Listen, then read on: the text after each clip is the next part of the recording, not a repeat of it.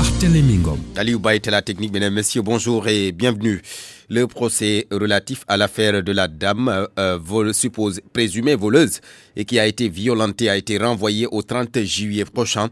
Il était prévu donc ce matin, ce procès au tribunal de Dakar. Les 3 personnes interpellées dans cette affaire sont placées sous mandat de dépôt depuis hier. Les mises en cause sont poursuivies pour collecte illicite de données personnelles, attentat à la pudeur avec violence et outrage à la dignité humaine. Le litige foncier de Ndengueler, on en reparle avec les enseignements à tirer de cette affaire.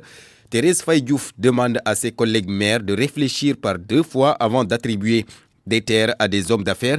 Pour elle donc, il faut d'abord penser aux intérêts des populations. Elle ajoute d'ailleurs que c'est exagéré d'attribuer 300 hectares à une seule personne.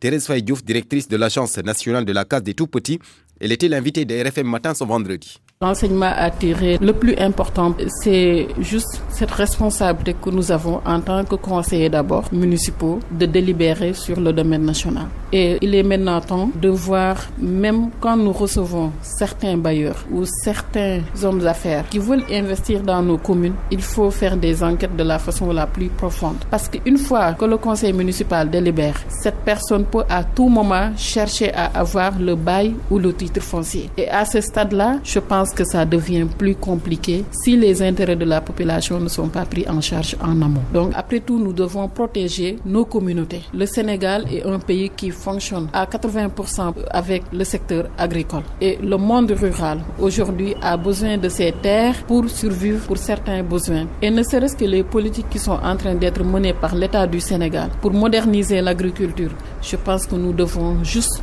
avant de prendre une quelconque décision, de prendre en compte également si les intérêts de la population a été très bien pris en compte. Autre chose, c'est le nombre d'hectares. Est-ce qu'on ne doit pas limiter le nombre d'hectares qu'on doit allouer à une seule personne, je dis bien, dans l'assiette foncière d'une collectivité territoriale? On doit y réfléchir. Par exemple, si on prend 300 et quelques hectares dans l'assiette foncière d'une commune, c'est difficile à expliquer parce que le monde rural a ses réalités et aujourd'hui, nous devons tout faire pour être en phase avec la territorialisation des politiques publiques et tout passe par le foncier, mais également les autres questions liées au développement de nos communes. Thérèse Faye Diouf, maire de Diarère, par ailleurs directrice de l'Agence nationale de la case des tout-petits. Il est midi 5 minutes.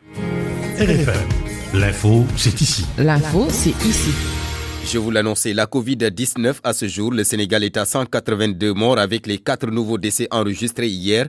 La maladie continue de se propager, encore 156 nouvelles contaminations sur les 1602 tests effectués. Là-dessus, le docteur Mamadou Ndiaye, directeur de la prévention au ministère de la Santé.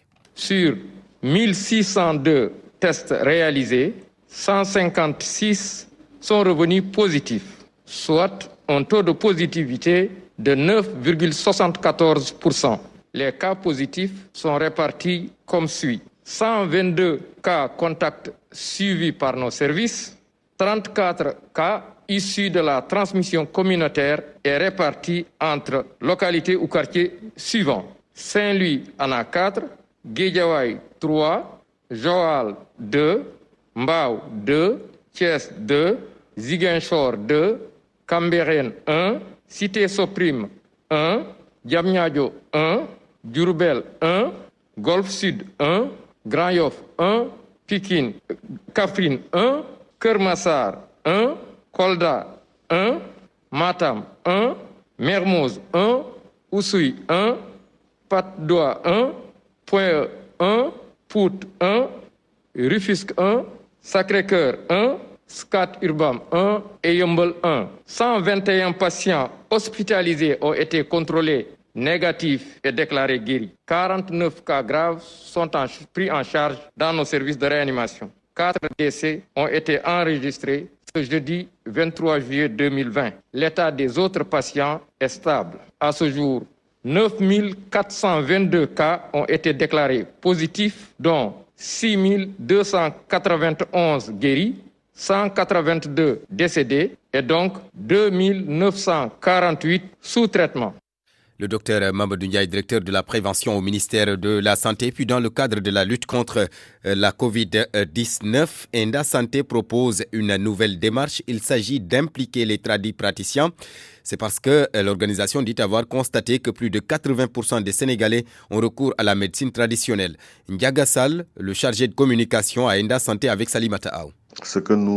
Notre objectif, c'était un peu de discuter avec les tradipraticiens pour qu'ils comprennent un peu la COVID-19, c'est quoi exactement, comment est-ce qu'il faut se prémunir un peu de la COVID, les différents gestes barrières et comment eux, à leur niveau, ils vont pouvoir sensibiliser un peu les populations qui viennent les voir. Parce que n'oubliez pas que le premier recours, en fait, des populations, 80% de ces populations-là ont comme premier recours la médecine traditionnelle. Donc, ils ont un rôle primordial à jouer dans le cadre de la sensibilisation.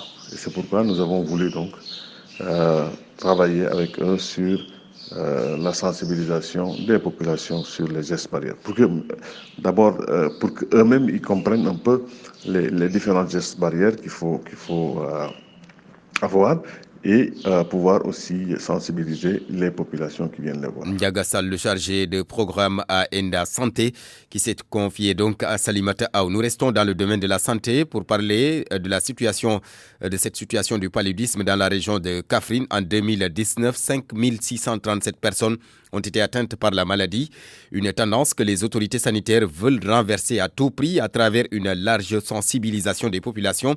Et c'est en ce sens que la presse locale a été conviée à une réunion de partage et de mise à niveau. C'est pour mieux impliquer les hommes de médias au niveau local dans la lutte contre la maladie, surtout en cette période hivernale et où le risque donc est réel. Elhadj Sane Ndiaye, le responsable du bureau régional de l'éducation et de la formation à la région médicale de Kaffrine avec Omar Ndiaye. Koungheul a eu vraiment un taux très élevé de cas de paludisme. Et cette année, nous avons aussi un partenaire qui nous appuie au niveau du district santé de Koungheul à travers ce qu'on appelle les AID, vraiment qui est en train vraiment de tirer un peu la région au rouge. En 2018, nous avons 8483 cas et en 2019, nous avons 5637 cas, dont 3580 qui sont venus, qui viennent du district sanitaire de Koungheul. Cause pour laquelle je vous ai dit que c'est le Koungheul qui nous tire dans le rouge. On a un partenaire qui est venu cette année par rapport aux aspersions intradomiciliaires, communément appelées AID, qui nous aide vraiment dans la lutte contre vraiment le paludisme dans ce district qui est un district vraiment chaud. Par rapport à la prise en charge, par rapport à la SP3, donc je pense que les normes de la nationale, c'est 75%. Dans la région, on est à 58,2%. Donc on est un peu loin des normes. Les risques du paludisme donc bien réels en période hivernale. L'hivernage justement et ses inondations à Touba. Le phénomène inquiète surtout à quelques 2 mois du Grand Magal. Déjà, plusieurs zones de la ville sainte sont inaccessibles à cause des eaux de pluie. Une réunion d'urgence s'est tenue sur la question. Marema Diop. Les inondations à Touba, une équation à 1000 inconnus pour les autorités de la cité religieuse. Abdullah Hadka, maire de la ville, en marge d'une rencontre sur la question, expose ses inquiétudes. Nous avons remarqué qu'il y avait beaucoup d'endroits qui étaient sous les eaux, de même que certaines routes qui étaient devenues impraticables. C'est pourquoi nous avons convoqué cette réunion aujourd'hui. Il s'agit de 41 points bas au total. L'État a fait des études nécessaires et connaît le mal mieux que nous. Donc, il doit réagir au plus vite pour trouver une solution.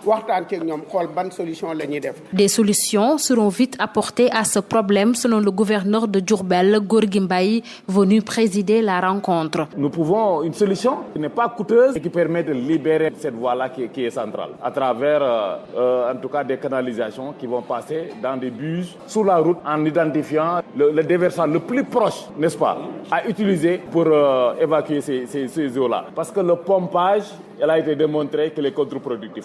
Je crois que si c'est réalisé à la station, devant la station Shell, qui constitue la plaie béante, n'est-ce pas, en termes d'inondation à Touba, cette solution, si elle est mise en pratique, je crois que nous allons atténuer pour une grande part de la problématique de cette inondation à Touba. Avec plus de 40 points bas recensés, Touba connaît de réels problèmes liés à l'évacuation des eaux de pluie. À quelques semaines du Grand Magal, les autorités essaient d'y apporter des solutions. Marema Diop, Touba, RFM. Marema Diop notait que le directeur général de l'Office national de l'assainissement du Sénégal, ONAS, est attendu à Touba ce vendredi. Le problème de l'eau et de l'assainissement à Touba, que de promesses non tenues depuis 2012. Pas plus tard que l'année passée, le chef de l'État s'était engagé à régler le problème avant le Grand Magal 2020. Mais jusque-là, la situation reste en l'état aux grandes dames des populations qui s'impatientent et qui demandent en même temps ce qui est advenu du programme décennal d'assainissement lancé en 2012. Mohamed Jojo. Les engagements du président Macky Sall devant le khalife général des Mourides sont encore frais dans les mémoires face à Serigne Mountakha Mbacké. Le 11 octobre dernier, le chef de l'État, à l'occasion de sa traditionnelle visite du Magal, a affiché son ambition ferme de régler les questions de l'eau et de l'assainissement avant le prochain Magal. Et voilà qu'on est à 2 mois du délai annoncé. Aucun début de matérialisation de la promesse présidentielle n'est visible sur le terrain. Touba qui compte 41 points bas, c'est-à-dire des zones où quand il pleut le moindre millimètre, personne n'entre ni ne sort. Cette ville a donc besoin d'un réel investissement dans ce domaine pour se débarrasser de ces flaques d'eau qui nuisent à son image de cité religieuse moderne. La cité religieuse est actuellement coupée en 2 du côté de Darumarnan, les automobilistes étant même obligés de partager le même tronçon, avec la gêne et le danger que cela occasionne. Au-delà d'une solution d'urgence annoncée qui ne vient toujours pas, les populations de Touba se posent des questions quant à la poursuite du plan décennal d'assainissement lancé en 2012. La phase d'urgence a déjà englouti 9 milliards de francs CFA pour une dizaine de kilomètres et juste quelques stations de pompage. Pour l'eau, également, le problème reste entier. Le programme d'urgence de 2 milliards de francs CFA n'a pas encore dépassé la phase d'appel d'offres. L'eau et l'assainissement constituent alors des casse-têtes pour les populations et autorités religieuses de Touba. La résolution demande des actions fortes de la part des pouvoirs publics. Mohamed Jojob, Touba, RFM. Mohamed Jojob, midi 14, la suite du journal.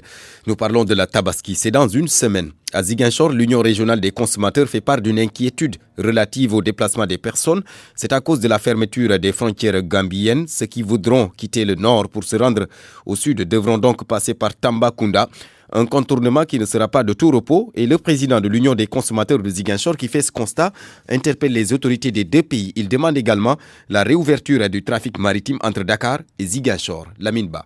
L'Union régionale des consommateurs de Ziguinchor constate, et c'est pour le déplorer, la frontière gambienne continue d'être fermée pour les passagers qui cherchent à rallier les 2 pôles du pays, et ce en dépit des appels émis dans le sens d'une ouverture temporaire de la voie transgambienne le temps de la Tabaski.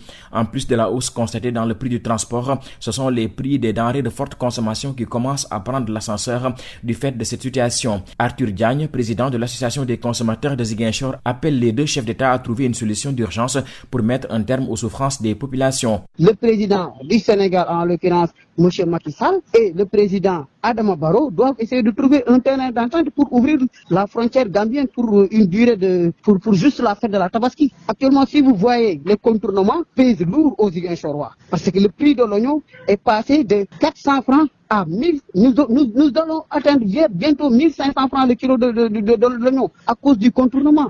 Et les transporteurs Ziguinchorois, vous savez qu'est-ce qu'ils font? Pour les 7 places, ils te demandent 17 000 francs. L'autre solution préconisée par la section locale de l'association des consommateurs a trait à la reprise du trafic naval entre Dakar et Ziguinchor. Quand on a ouvert l'aéroport, on a ouvert les routes. Mais pourquoi pas ouvrir la mer? Qu'est-ce qui nous attend?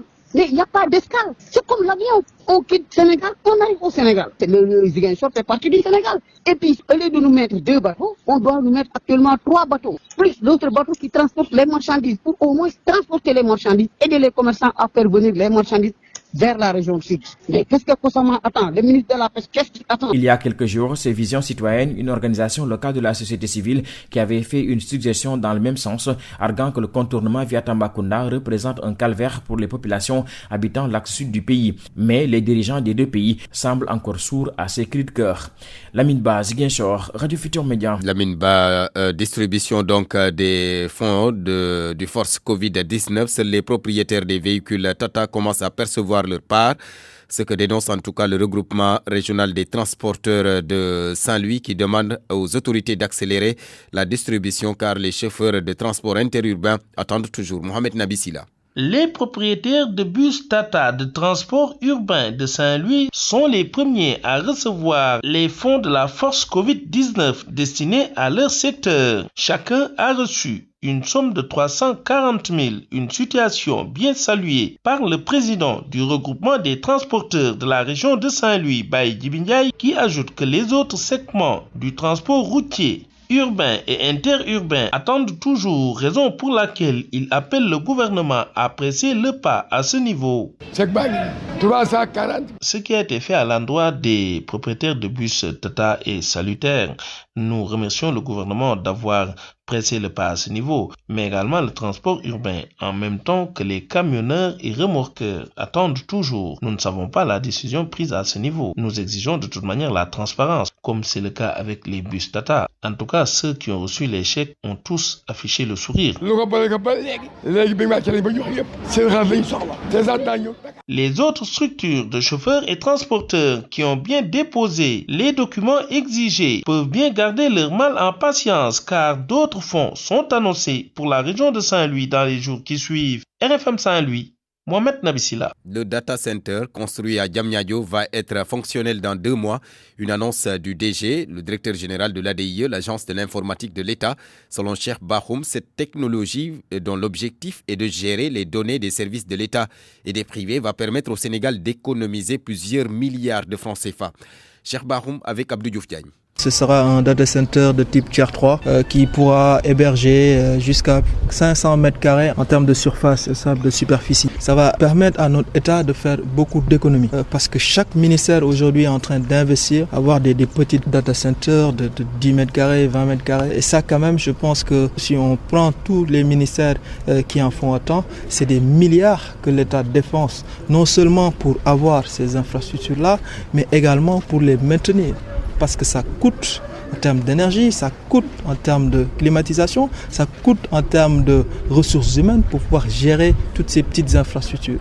Aujourd'hui, l'État du Sénégal peut se concentrer exclusivement sur ce data center et permettre vraiment à notre pays et à ce que tous les ministères puissent héberger leurs données dans ce data center-là et que ces économies qui vont être réalisées pourront permettre de travailler sur des solutions innovantes, sur des solutions qui pourront permettre d'accélérer la transformation digitale de notre administration. La vie privée des Sénégalais sera respectée. Le coût du projet Smart Sénégal est de 150 millions de dollars.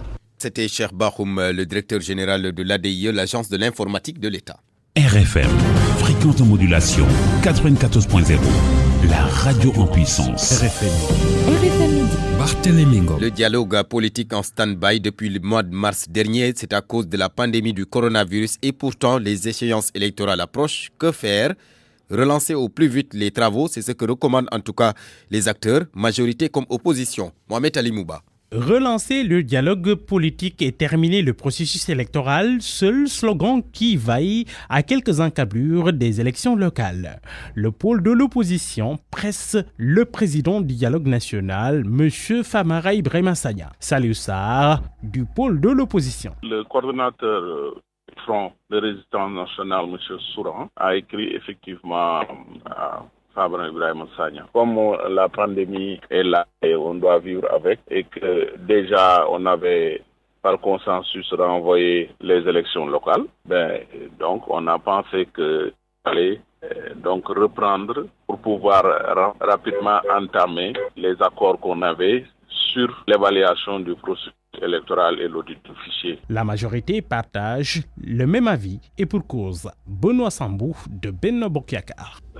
Nous sommes tenus par le respect du calendrier républicain et dans les 4 années à venir, quand même, un certain nombre d'élections doivent être organisées.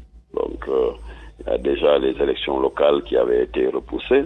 Et avec la prorogation du mandat des élus, il y a les élections législatives dans la foulée en 2022 et en 2024 les élections présidentielles. Donc il est clair que nous avons la nécessité de relancer, en tout cas de terminer le dialogue, le processus entamé avec le dialogue politique. D'autant plus qu'une des principales revendications de l'opposition, c'était donc l'audit du fichier et l'évaluation du processus électoral. Le pôle des non-alignés invite tout le monde à presser le pas pour être à l'abri de mauvaises surprises. Déthié Faye. Je pense que le président Famara Ibrahima Sagna est en train de travailler sur cette suggestion et nous attendons sa réaction et sa décision pour que nous puissions définir les conditions et les modalités d'une reprise sécurisée des travaux. Les échanges entre hommes politiques ont permis d'évacuer certaines questions liées au processus électoral, l'audit du fichier, l'évaluation du processus. Les partenaires techniques étaient même d'accord pour financer l'évaluation du fichier électoral. Il reste donc à se pencher sur les statuts de l'opposition et le calendrier électoral, éventuellement repousser la date du 28 mars 2021 pour tenir au plus tard les élections locales. RFM. L'actualité internationale. Bienvenue Youssouf Boyan. Merci Barthélémy. La CEDEAO optimiste après sa première mission au Mali. 5 chefs d'État dont le président Macky Sall ont tour à tour rencontré le président Ibrahima Boubacar Keïta et les responsables du mouvement du 5 juin. Les discussions vont se poursuivre le lundi 27 juillet au cours d'un sommet extraordinaire par visioconférence. Le président nigérien Mahamadou Issoufou, président en exercice de la CEDEAO, est plutôt confiant. Au nom de la délégation des 5 chefs d'État des pays membres de la CEDEAO, je voudrais remercier le président Ibrahima Boubacar Keïta et le peuple malien pour l'excellent accueil qui nous a été réservé. Nous venons de nous entretenir avec le président sur la situation politique que connaît le Mali aujourd'hui. J'ai l'espoir qu'il y aura un compromis parce que j'ai coutume de dire que nos peuples n'ont qu'un seul ennemi. L'ennemi principal de nos peuples, que ce soit peuple malien, peuple du Sahel et de manière générale le peuple de la CEDEAO, c'est la pauvreté et le terrorisme aujourd'hui qui pose un vrai problème de sécurité à l'ensemble de la région de la CEDEAO. Donc je suis convaincu que tous les acteurs sont conscients de cela et que c'est le combat contre la pauvreté et le terrorisme qui en vaut la peine. Et par conséquent, chacun va privilégier, je crois, l'unité, la cohésion pour faire face à cet ennemi commun. Issoufou, le président du Niger, par ailleurs président en exercice de la CEDEAO, des propos recueillis par nos confrères de Radio Mali. En Mauritanie, la mission de la commission parlementaire a été prolongée. Elle va poursuivre ses enquêtes sur une présumée concession d'une partie du territoire national au roi du Qatar. L'ancien président Mohamed Ould Abdelaziz est sur le banc des accusés, nous dit à Nouakchott Mohamed Diop. C'est à la fin du mois de juin dernier que la mission de la commission d'enquête parlementaire devait prendre fin, mais l'Assemblée nationale a prolongé cette mission pour permettre à la commission d'élargir ses enquêtes sur 2 points spécifiques. Le premier s'agit de faits portant atteinte à l'intégrité territoriale du pays. En ce sens, la presse locale parle d'un îlot mauritanien qui serait vendu à un prince émirati. Le deuxième point concerne des violations flagrantes des dispositions de la loi 2016 relative à la lutte contre la gabegie. 2 points qui pourraient impliquer directement l'ex-président selon les observateurs. Mais reste à savoir si Mohamed Ould Abdelaziz, qui avait déjà rejeté une première convocation, va cette fois collaborer avec la commission d'enquête parlementaire. Mohamed Diop, Nouakchott, RFM. Nous restons avec nos voisins, nous quittons le nord pour le sud, la Guinée-Bissau qui se prépare à rouvrir son espace aérien.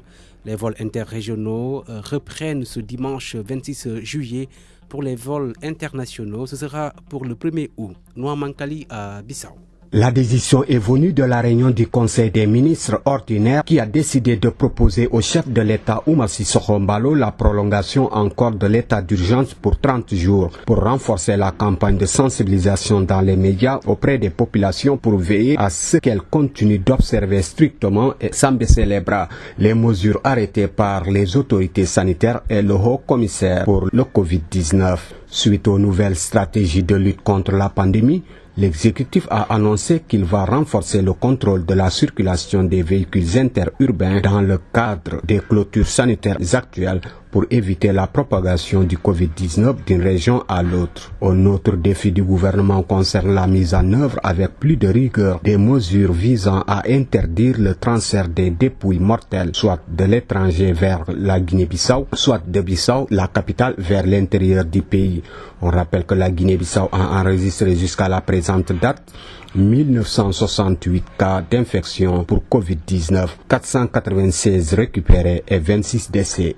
Noa Mankali Bissau, RFM. Noa Mankali, Youssouf, en RDC, pour terminer, le procès en appel de Vital Kamerhe a été renvoyé au 7 août prochain. Il était prévu ce vendredi, mais le directeur de cabinet du chef d'État congolais doit encore patienter en prison.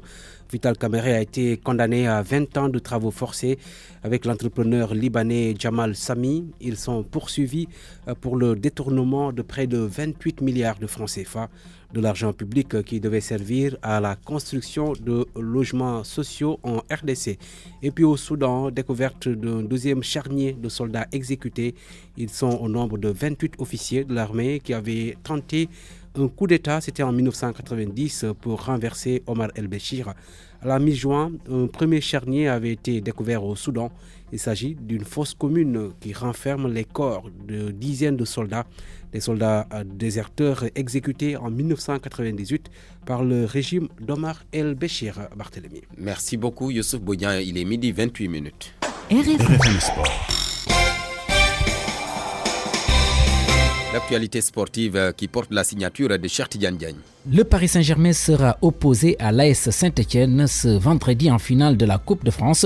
Cette rencontre est prévue à partir de 19h10 GMT et va se disputer devant 5000 spectateurs.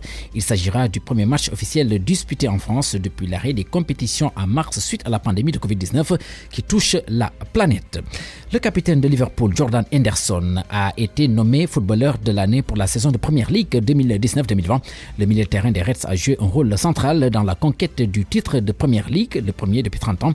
Henderson a écarté la concurrence du milieu de terrain de Manchester City, le Belge Kevin De Bruyne, et de l'attaquant de Manchester United, Marcus Rashford, entre autres, pour remporter le prix. Ce titre est décerné aux joueurs considérés à la fois comme ayant eu un impact exceptionnel sur les performances de son club au cours de la saison, ainsi que pour avoir bien performé individuellement tout au long de la saison. Henderson était l'un des 5 joueurs de Liverpool à recevoir des votes avec le Brésilien portier Alisson Becker, Virgil van Dijk, le Néerlandais, et l'Anglais Trent Alexander-Arnold et le Sénégalais Sadio Mané, également choisi par certains journalistes. Kevin De Bruyne est arrivé deuxième, Rashford troisième, tandis qu'Alisson Becker et Van Dijk ont complété le top 5. Au Sénégal, le comité exécutif de la Ligue de football de Thiès tient une réunion élargie aux clubs et aux acteurs ce samedi à partir de 11h à la mairie de Thiès-Ouest. C'est pour échanger sur les décisions de fin de saison et sur le projet FIFA Forward Maniang Soumaré. La réunion sera suivie d'un point de presse à partir de 15h ce samedi. Merci beaucoup, cher Tidiane Diagne. Midi 29 minutes et bientôt 30 minutes. D'ailleurs, Coronews, les informations relatives à la Covid-19. Ce n'est pas avec Binta Diallo, mais plutôt avec Nafissatou Sila. Le Brésil enregistre 59 961 nouveaux cas et 1311 décès supplémentaires. Le bilan total de cas confirmés a largement dépassé les 2 300 000 pour un nombre total de décès qui dépasse les 84 000. Le Brésil, après les États-Unis, est le pays le plus lourdement touché par le Covid-19. Le président Bolsonaro, contaminé depuis le 7 juillet, a souvent minimisé la gravité de la pandémie qu'il a longtemps qualifiée de petite grippe et n'a jamais pris au sérieux les mesures de confinement prétextant qu'elles allaient bloquer l'économie nationale. Hier, il a été aperçu sur une moto en train de se promener et sans masque. Ce vendredi 24 juillet, aux États-Unis, 70 106 personnes ont été testées positives. Le pays compte désormais 4 038 863 cas confirmés. Le nombre de décès ce jour est de 1078. Le Mexique a recensé ce matin 570 décès et plus de 6 000 nouvelles contaminations. Le Pérou et le Chili notent une accélération du virus et la situation s'annonce inquiétante et les hôpitaux hôpitaux sont débordés. En Europe, la France a recensé 14 morts en 24 heures. L'Italie a connu une légère augmentation avec 306 nouveaux cas et 10 décès contre 9 la veille. L'Espagne recense 2615 nouveaux cas, mais 3 décès en 24 heures. En Belgique, les cas augmentent, mais l'on note 3 décès du Covid-19, dont un enfant de 3 ans. De nouvelles contaminations sont aussi enregistrées, avec une hausse en Allemagne, au Portugal et en Russie, qui comptabilise 154 morts. L'Inde confirme 48 446 nouveaux cas de coronavirus et recense 755 nouveaux décès. À Hong Kong, c'est une flambée de cas avec 127 nouvelles contaminations. Idem pour le Japon, qui a enregistré cette dernière journée 726 nouveaux cas. L'Afrique totalise à ce jour 789 226 cas et 16 715 décès, avec un lourd tribut pour l'Afrique du Sud, où l'on recense ces dernières 24 heures 13 100 cas nouveaux cas et 153 décès. RFM reportage. Le reportage Tabaski de ce vendredi. Nous allons à Tambacounda retrouver Moussa Oumar Gueye. Il nous fait le point sur l'arrivée des moutons qui viennent de la sous-région. Tamba, je le rappelle, est une zone de transit, mais les chefs de ménage portent plutôt leur choix sur les moutons élevés à domicile. À Tambacounda, pour la plupart, les chefs de ménage optent pour les moutons de l'élevage intensif. Le seul hic constaté, les prix sont plus élevés contrairement aux moutons importés de la sous-région, notamment de la Mauritanie et du Mali. Oui, je préfère les moutons élevés.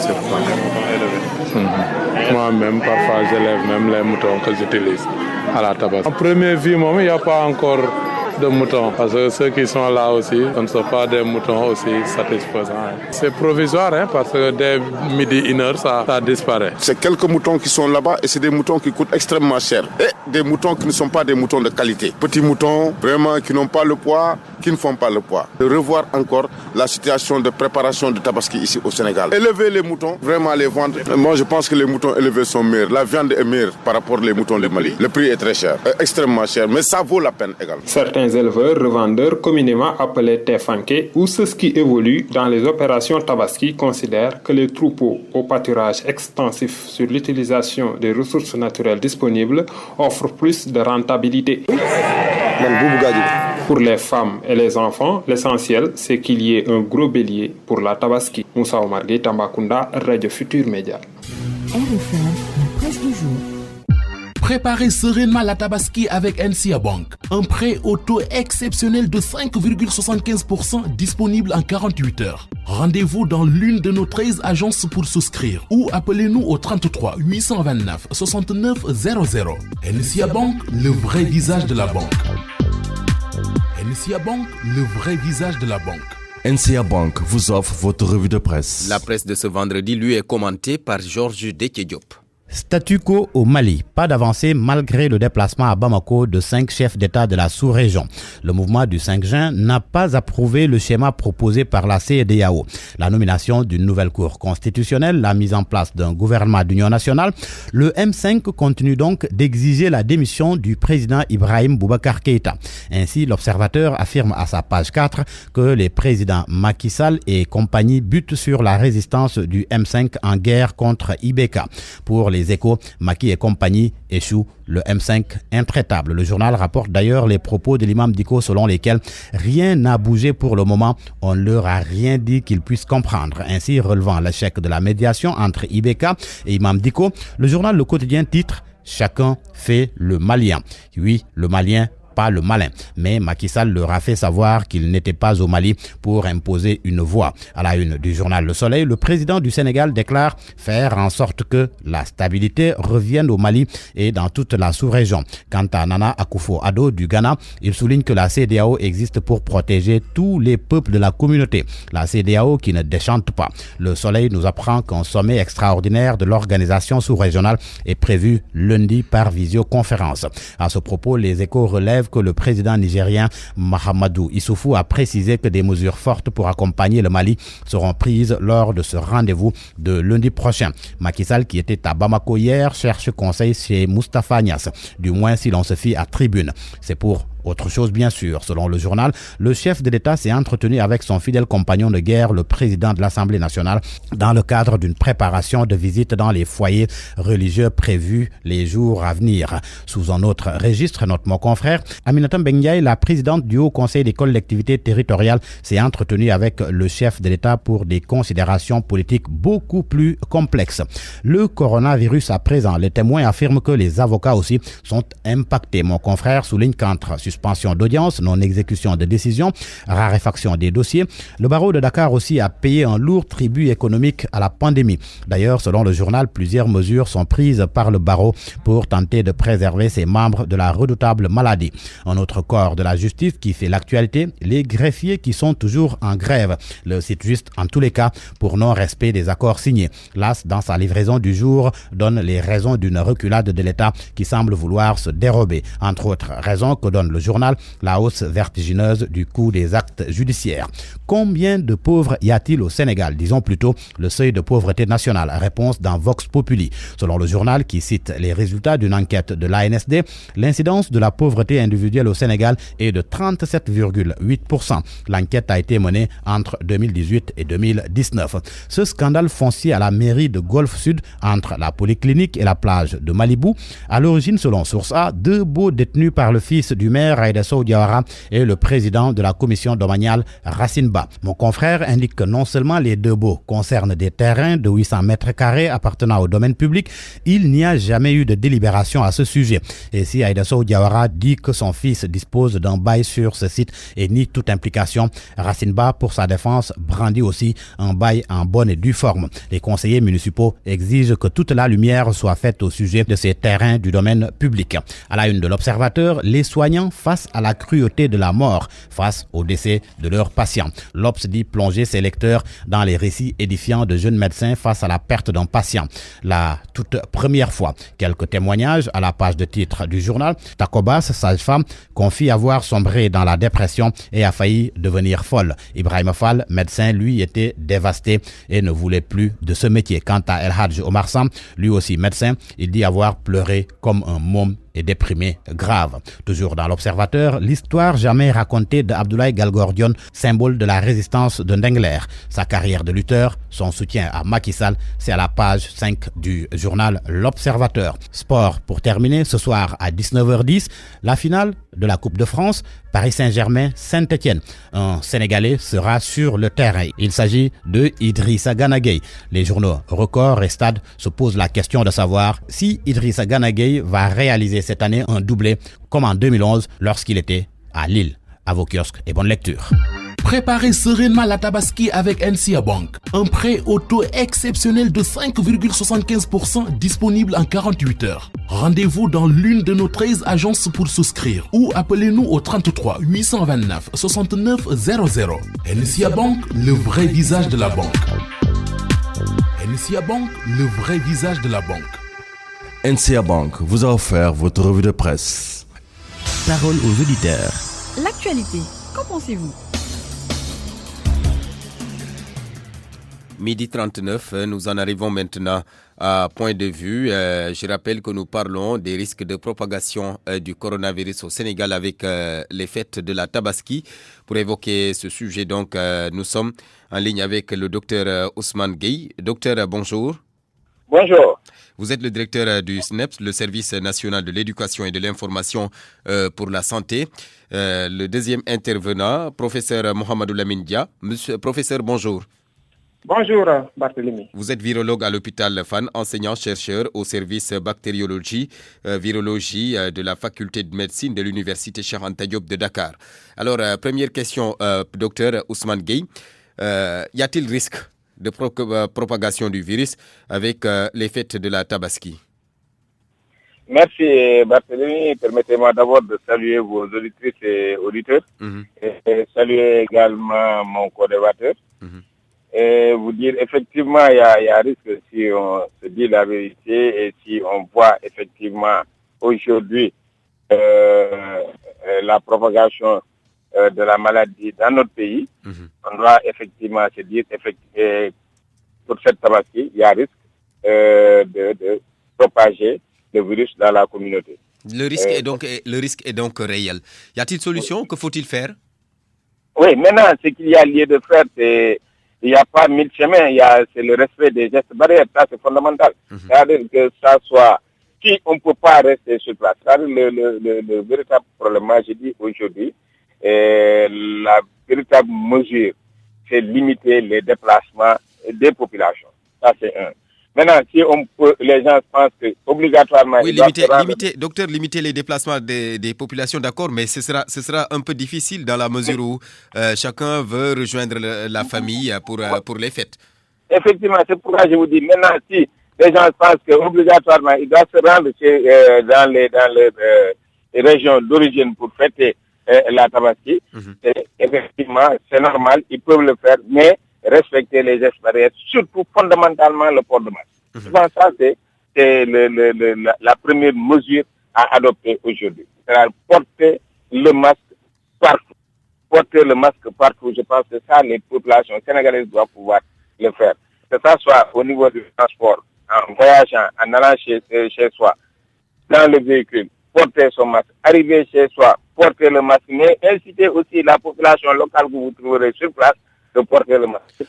Oui, peut-être, docteur, on va revenir un peu sur ces mesures barrières parce que au niveau de la base, au niveau local, c'est une autre réalité. Parfois même au niveau des villages, les populations ne portent pas de masque, les mesures barrières ne sont pas respectées. Professeur Mohamedou Lamine Dia, c'est une inquiétude au niveau local.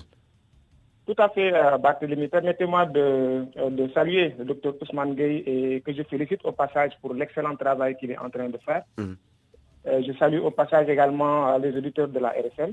Barthélémy, il est vrai que la situation que l'on est en train de vivre est une situation qui est inquiétante, car on constate que l'épidémie est effectivement à sa phase ascendante, à sa phase active, avec une augmentation du nombre de cas. On constate chaque jour que le nombre de cas augmente, même s'il est vrai que ce nombre de cas dépend grandement du nombre de tests qui est réalisé, mais pour la journée d'aujourd'hui, par exemple, on a vu que on a eu 156 positifs sur 1602 tests réalisés, ce qui montre que l'épidémie est effectivement à sa phase active. Et 34 cas issus de la transmission communautaire. Exactement, avec 49 patients qui sont en réanimation. Donc cela prouve que l'épidémie est effectivement à sa phase ascendante. Et moi, le meilleur baromètre pour moi, pour apprécier l'intensité de l'épidémie, c'est véritablement le nombre de décès. Nous sommes restés pendant 2 mois au début de l'épidémie en n'ayant que 2 décès. Et maintenant, c'est pratiquement 4 décès par jour, ce qui veut dire que c'est inquiétant. Donc, il est clair que l'épidémie accélère. Et si on y ajoute maintenant l'insouciance d'une partie de la population vis-à-vis de ce virus, j'allais dire même la défiance, puisqu'on constate, comme l'a dit le docteur Gueye, que les mesures barrières ne sont pas respectées. Donc cela complique davantage le problème. Maintenant, dans un contexte de préparation de fêtes, avec l'affluence qu'il y a dans les foirailles, mais également les voyages qu'on ne peut pas interdire, alors toutes les conditions sont réunies pour qu'il y ait une propagation de cette épidémie. C'est pourquoi, à mon avis, je pense qu'il faudrait beaucoup plus maintenant insister sur la communication. Je suis d'accord avec vous, Barthélémy, qu'on ne peut pas interdire aux populations de rejoindre leur région d'origine pour faire la fête. Donc, le seul moyen, la seule solution qui reste, à mon avis, c'est de communiquer, de mieux communiquer en insistant sur le respect des gestes barrières. On a parlé tantôt du port de masque, mais il n'y a pas que le port de masque.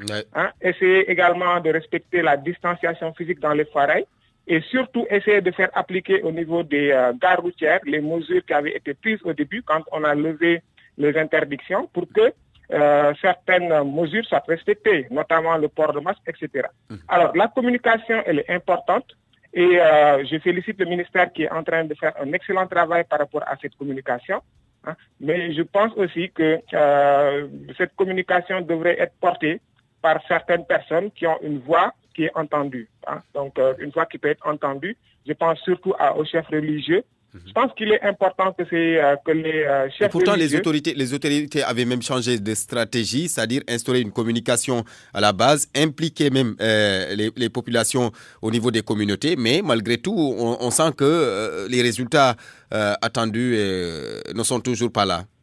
Tout à fait, tout à fait. C'est pourquoi je pense qu'il faut vraiment revoir un peu, améliorer, puisque ce qui est fait, à mon avis, n'est pas mal. Mais il faudrait améliorer cette communication en y impliquant certaines personnes, j'allais dire les voix autorisées, donc certaines personnes qui peuvent être entendues, notamment les chefs religieux, qui pourront nous aider le ministère vraiment à mieux faire passer son message. Puisque véritablement, on constate que les populations, en tout cas une partie de la population ne respecte pas du tout les gestes barrières, et ce qui est dramatique dans un contexte de préparation de fête. Je pense qu'il faudrait beaucoup plus insister sur cette communication, et d'ailleurs le président de la République a récemment parlé de cela. Et à mon avis, c'est sur ce point-là que l'on doit insister pour inciter les populations à respecter les précautions nécessaires. Voilà, d'accord, je reviens à vous tout à l'heure, M. Dia. Alors, docteur, aujourd'hui, c'est vrai, M. Dia l'a dit tout à l'heure, essayer de respecter les mesures barrières au niveau des marchés et autres, ce qui ne sera pas chose aisée, bien sûr, on le sait, vu la configuration des marchés. Alors, aujourd'hui, c'est une inquiétude, parce que la fête de la Tabaski, ça draine des mondes, c'est l'affluence, on se déplace, en respectant pas bien sûr les mesures barrières. Du coup, on craint. Oui, en fait, Barthélemy, vous avez parfaitement raison. C'est pourquoi, là où je suis en train de faire cette interview, je suis à Ngundian, à Sehewai, là, le grand forail de Ngundian. Là où je suis avec l'équipe du SNEPS, chez les éleveurs, les acheteurs, leur parler, mais également, M. le ministre de la Santé et de l'Action sociale nous a remis 5000 masques que nous sommes en train de distribuer. Oui, parce que apparemment, le ministère de la Santé et le ministère de l'Élevage, apparemment, ils ont signé une convention pour qu'il y ait une sensibilisation davantage au niveau des forêts. C'est ça, nous sommes en train de le faire, et c'est une réalité. Aujourd'hui, tout ce que nous pouvons faire, certes, c'est le port de masque, la distanciation physique, mais également le lavage des mains. Je pense qu'aujourd'hui, c'est cette sensibilisation qui doit être accentuée. Je rejoins le professeur quand il parle des voies autorisées. Nous sommes en train de le faire. Mais vous savez, ça doit être quelque chose de soutenu. Tous les jours, les gens doivent parler. Tous les jours, on doit s'adresser à la population sénégalaise. Aujourd'hui, nous n'avons pas le droit de baisser. Nous avons effectivement mis énormément de stratégies en place. Et je pense que d'ici quelques temps, nous allons voir effectivement les résultats de ces stratégies. Mais Barthélemy, aujourd'hui, la chose fondamentale que moi je dis, c'est une responsabilité individuelle. Les Sénégalais doivent savoir, d'abord, que c'est eux qui doivent se protéger pour protéger enfin la communauté. Donc on appelle à la responsabilité individuelle et la conscience individuelle. On ne peut pas être dans un pays aussi, pas développé, un pays avec des moyens limités, et dire qu'aujourd'hui nous allons baisser les bras et ne pas lutter contre cette Covid-19. Si on sait aujourd'hui les pays qui sont plus développés que nous ont des difficultés pour relancer leur économie. C'est la raison pour laquelle je dis, quelle que soit aujourd'hui cette fête religieuse, quel que soit cela, les gens doivent observer les gestes barrières. C'est fondamental. C'est pas facile, mais il faudrait qu'on y aille. Et parler à la population. Vous avez vu à Dakar, c'est 12 000 volontaires aujourd'hui qui sont déployés dans Dakar. Dans les régions, c'est la même chose. Ce qui veut dire qu'aujourd'hui, le ministère de la Santé et de l'Action sociale est en train de faire un excellent travail. Il revient à la population d'aider le ministère de la Santé en s'appropriant de ces gestes barrières. C'est fondamental. Merci beaucoup, docteur. Professeur, je termine avec vous. Peut-être un mot de la fin sur le non-respect des mesures barrières. Vous l'avez évoqué tout à l'heure. Vous avez évoqué également la communication des autorités. Tout à fait, Barthélemy. Je pense que ce que le docteur Gueye vient de dire est important. La responsabilité individuelle des personnes doit être mise au devant. Donc chaque personne doit savoir qu'elle a un rôle important à jouer dans la lutte contre cette épidémie.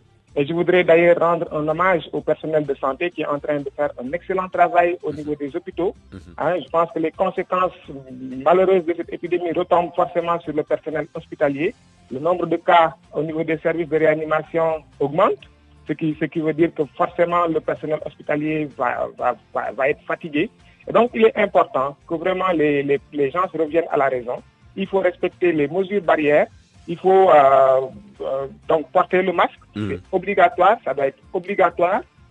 Il faut également prôner le lavage des mains et il faut, quand c'est possible, respecter la distanciation physique. Je pense que si on respecte ces mesures, on pourra valablement limiter la propagation de cette épidémie. Merci. Et bien évidemment, insister sur la communication, comme je l'ai dit. Merci beaucoup, professeur. Merci, professeur Mohamedou Lamine Dia, virologue à l'hôpital Fan, enseignant-chercheur au service de bactériologie, virologie de la faculté de médecine de l'université Cheikh Anta Diop de Dakar. Merci également au docteur Ousmane Gueye, directeur du SNEPS, le service national de l'éducation et l'information pour la santé. On vous retrouve tout à l'heure donc dans le journal de 13h avec Papa Ngagne Ndiaye.